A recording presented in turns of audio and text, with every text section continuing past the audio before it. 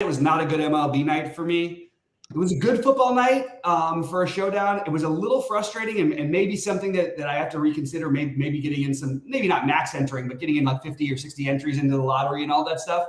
Because I really, like on slates you feel good about, like everything I wanted to happen and played basically happened. Breece Hall was 9% owned in just the flex because no one felt comfortable that he was healthy. He was a smash. I had the Jets defense. It was my highest owned captain. They were obviously in every winning lineup. You couldn't win the big ones without. Wait a minute, you had more of a Jets captain than anybody else in the captain? Yeah, they were my highest owned captain. Jesus Christ. By a long shot. I had the Bills, and the Bills defense, which was good also too, by the way, was in the flex in 90% of my lineups. Then I had the Breece Hall, I had the Garrett Wilson who ended up getting there, and then I had the Stephon Diggs. Oh, you deserve better. I had too much Josh Allen, yeah, but that's okay. Even the Josh Allen, because he was 95% owned. It's just the only thing that I couldn't get the right exact mix. And for a while, with about at least like what was it like right before overtime, it was like 30 seconds to go in the game or 40 seconds, whatever happened. There was some play that happened that got me a little bit further down, but it was the field goal. But I would have been solo winning the 222 for 150K.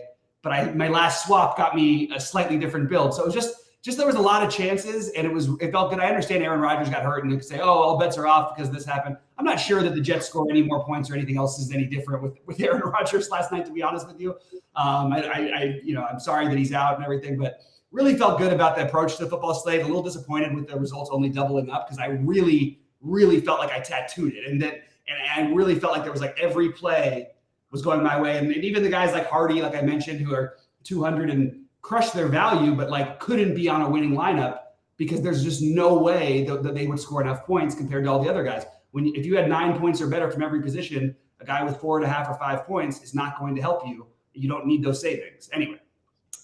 So we'll get into it.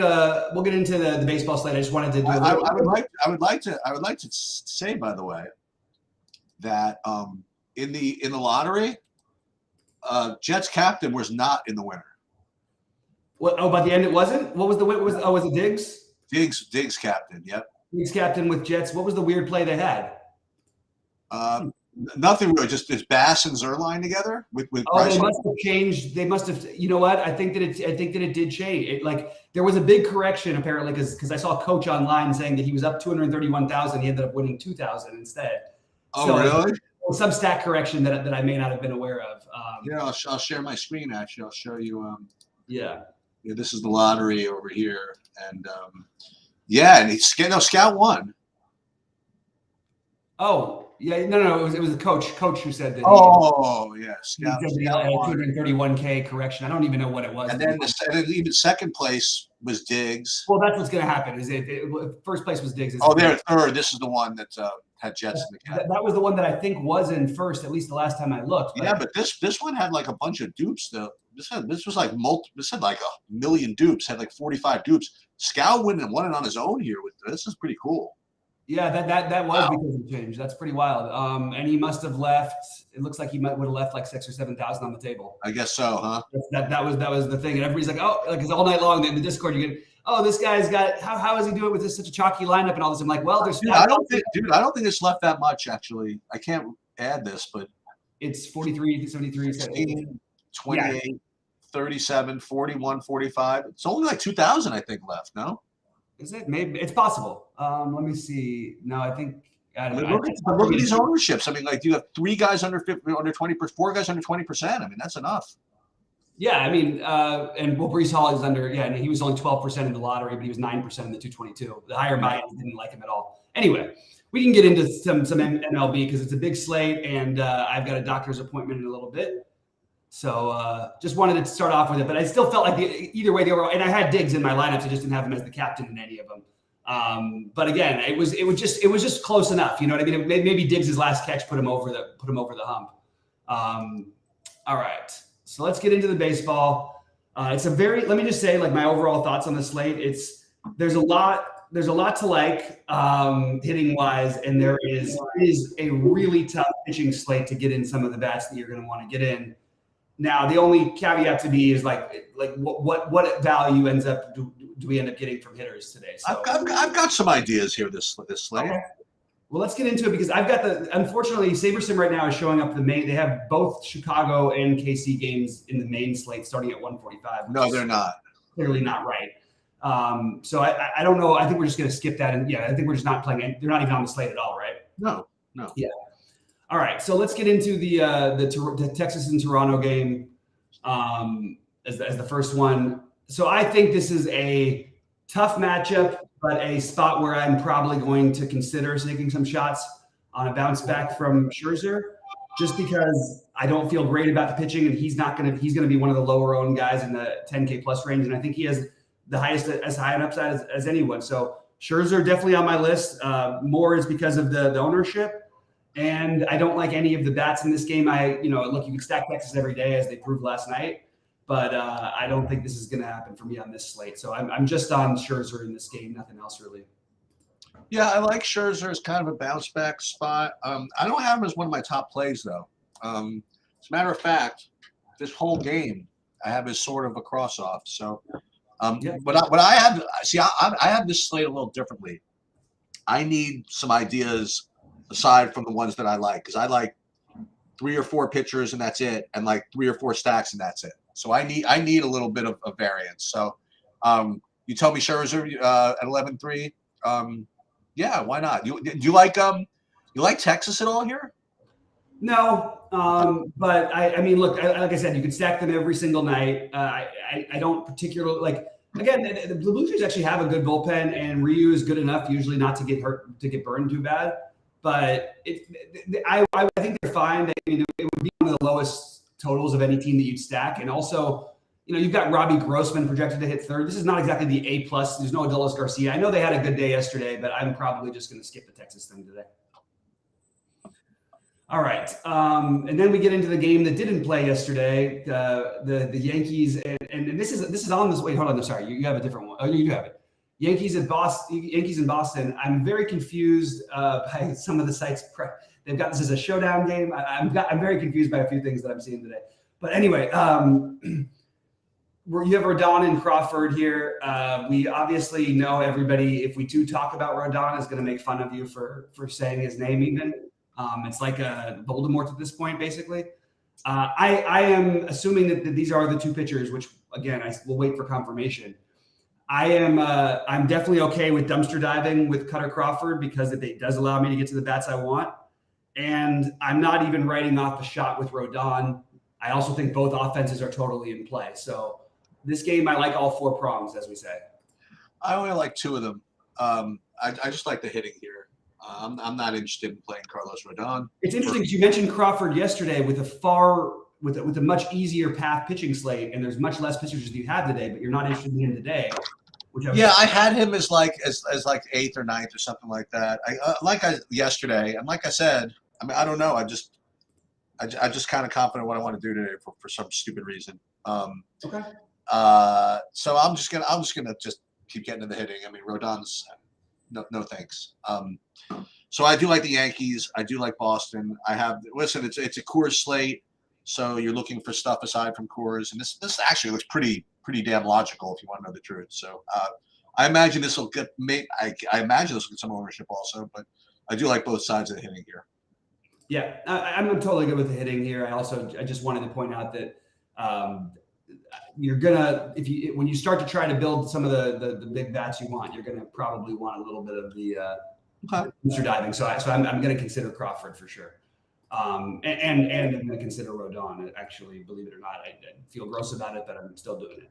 All right, now we get into a game where I do like the hitting. The Mets in Arizona. You've got a little wind blowing out. I think both sides of the offenses here are in play, and because I'm getting weird with pitching, I think that Ryan Nelson, assuming that he does start, I will take a shot or 2 on him. I mean, he put up 18 in his last start after having a few rough outings, and he had a really good stretch earlier.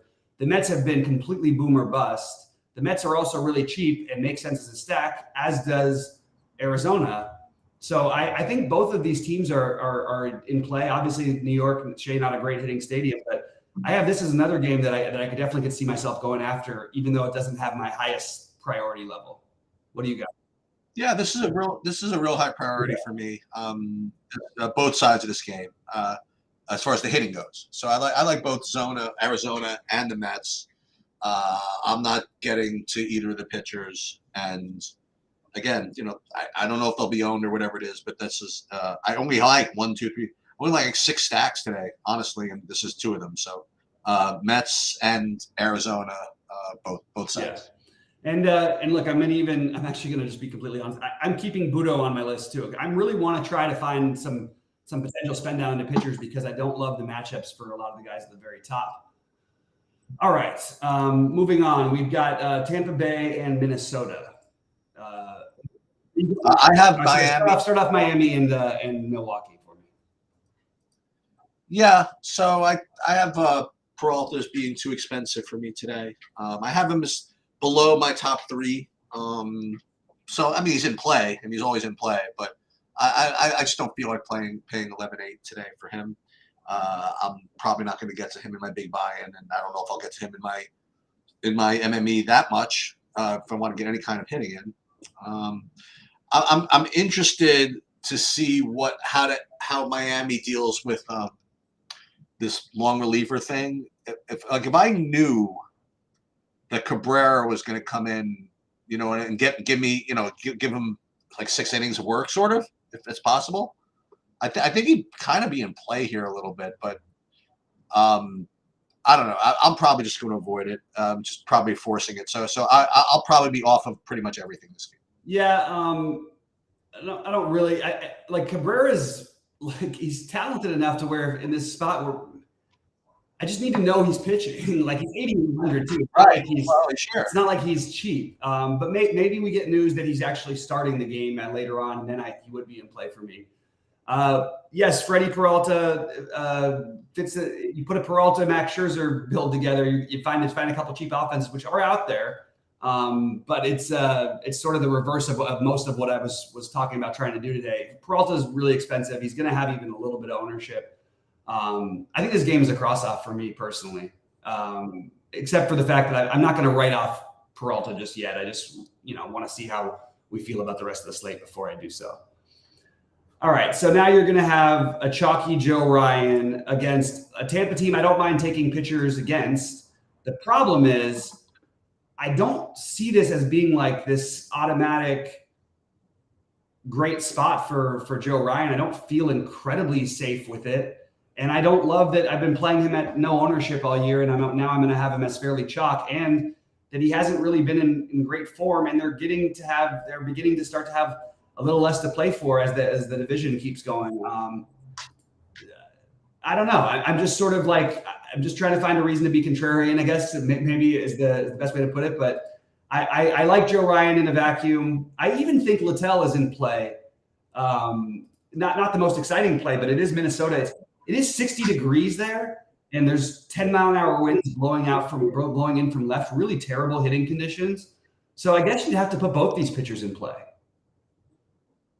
So I have Joe Ryan listed as one of the top 3. The way I'm going to build, I think that if I'm going to play Ryan, I'd rather play Verlander. We'll get there later, I guess. So Ryan's going to project well for me, but I'm probably not going to end up using him. I think Littell's an awesome play. What do you think about that? I like him at that price on DraftKings. I was just finishing building like my mock FanDuel lineups, and he's like 6,500 on FanDuel too. And on FanDuel, you could actually, I think you actually, believe it or not, you need the salary on FanDuel today more than usual. So I think I'm playing Littell on FanDuel if you want to know the truth. And I think he's a great play here on DraftKings. I mean, if you wanted to spend down and get to bats and stuff like that, I mean, we've pitched we've had pitchers against Minnesota before, and he can bring it sometimes. So I don't know. I kind of like him. He doesn't project all that well. I don't even listed. It's even my top 6 or 7, which means he's probably not going to get owned. So I like him here. Yeah, and he's put up double-digit scores in 7 out of his last 8 games. Actually, He pitched 8 innings. Yeah, the problem I have with that is that he just has such a low strikeout rate. It is a good strikeout matchup, but the low strikeout rate does make it a little bit frustrating, which is the only thing that I was a little concerned with, and why I was maybe considering a little more Crawford. But both of them struggle with it a little bit. So, yeah, I guess so. All right, Oakland, Houston. Why don't you start this one off, Sheets? Yeah, so this seems pretty logical. I mean, Verlander, he's probably my top. He's my top spend up, and Houston seems like a pretty logical anti-Cubs pivot. So, Verlander, Houston, and next. What do you like here? I think the Houston bounce back is a reasonable thing, considering they got shut out by the A's last night, which is pretty incredible. Two Saberson knows. What? Oh, they knew. Well, they didn't. They scored 4. No, I'm kidding. Yeah, I did play Brent Rooker as a one-off a little bit, which was nice. But I'm with you. Verlander, Houston. Again, if you play Houston, you're going to have to find something to do because they are really expensive. Like really, really expensive. So just again speaks to why I like some of the cheaper pitchers. I agree that Verlander, this is a good spot, and I'd be happy to use him. I still think that Scherzer as a pivot is an interesting one just because the ownership's going to be so much lower. But yeah, it's hard not to like Verlander against the A's here. Bounce back night for really important games to win for Houston. So if Verlander's cruising, I think you'll see him. I don't want to say hit his pitch limit, but he definitely has as much leash as he ever would.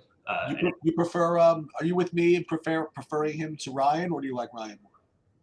I like the 1200 might come into play. I like him better in a vacuum than Ryan. I don't know that I can do it.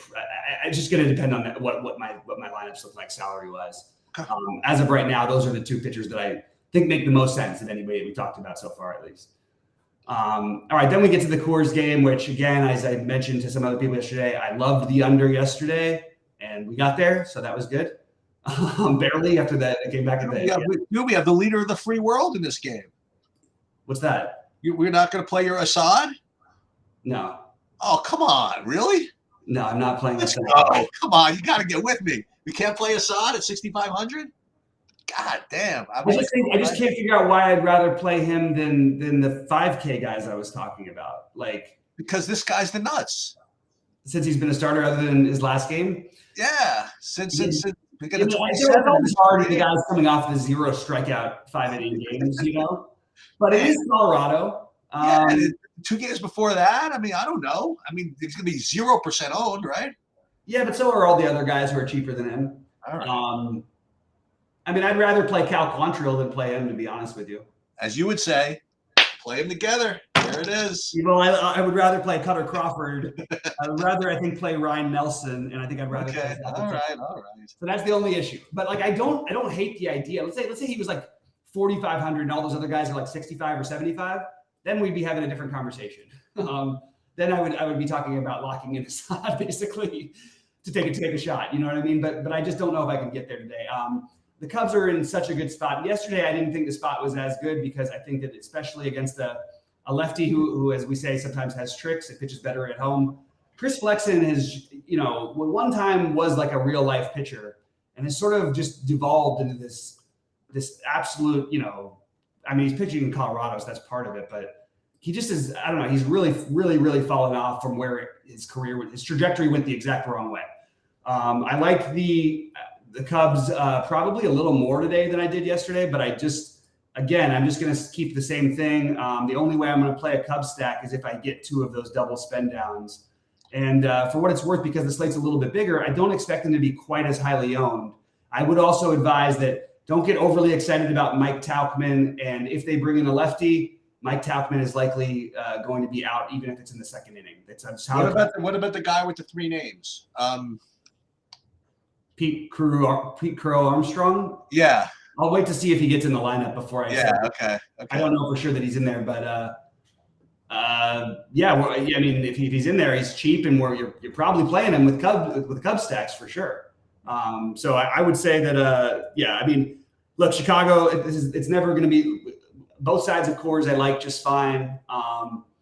But I think that if you want to go for the low-owned side, you play Colorado. And if you want to use Cubs as filler pieces, I have zero problem with that. Favorite bats would be Bellinger, basically the middle of the lineup, Bellinger, Suzuki, and then maybe for the value, the Crow Armstrong, you might get Amaya and Madrigal. So you might be able to do the Cubs actually not that expensive, which would make them more owned than they're currently projected for.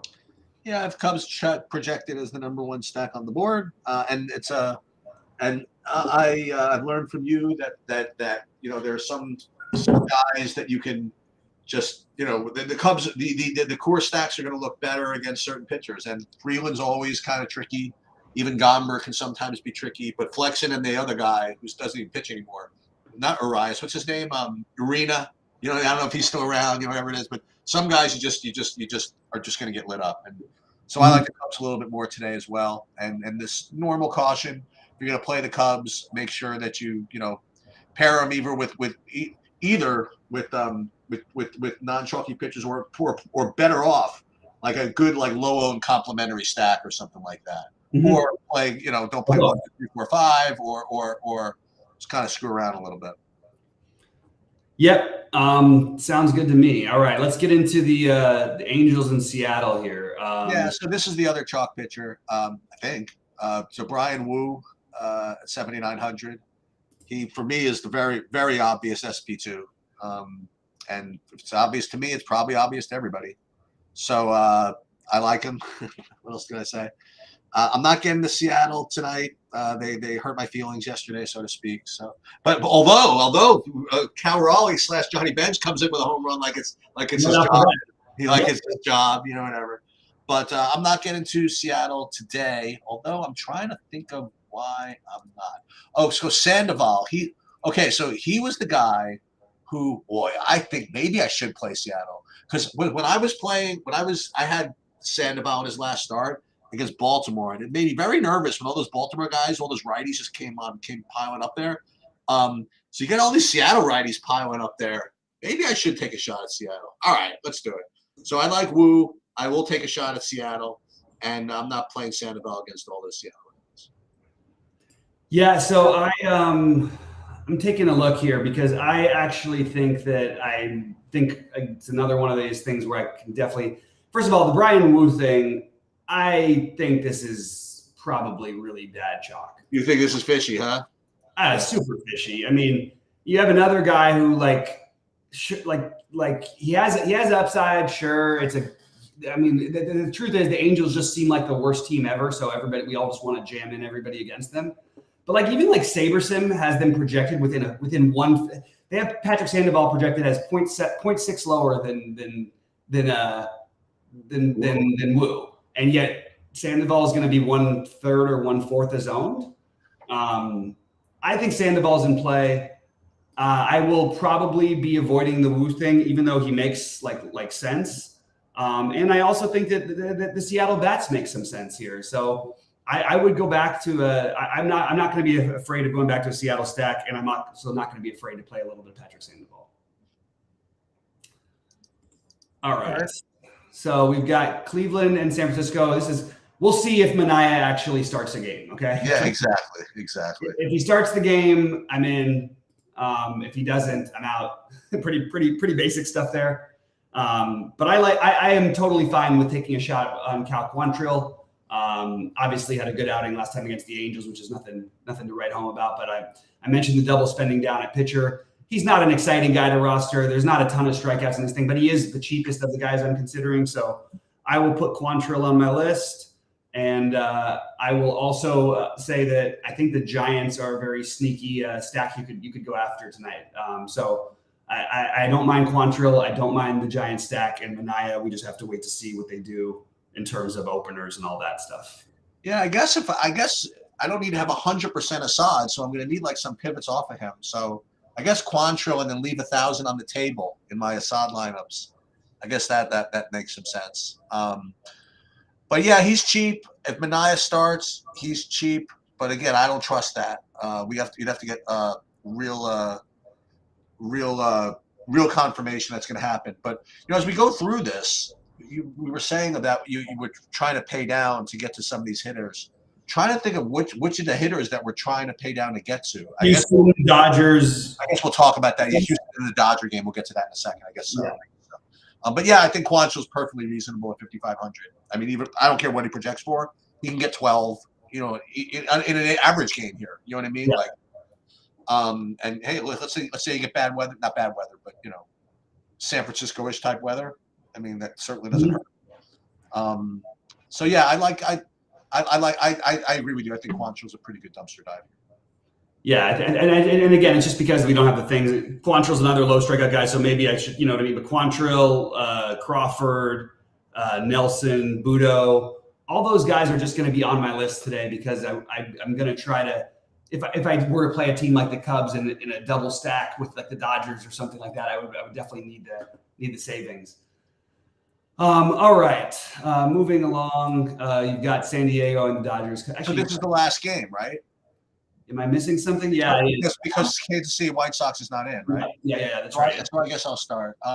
I actually am not getting to the Dodgers here. I thought I would just because I always get to them. So I'm not, that's the good news for you because that means that if I'm not getting to them, then no one's going to get to them. Not nobody, but they'll be low owned. So I'll let you handle that.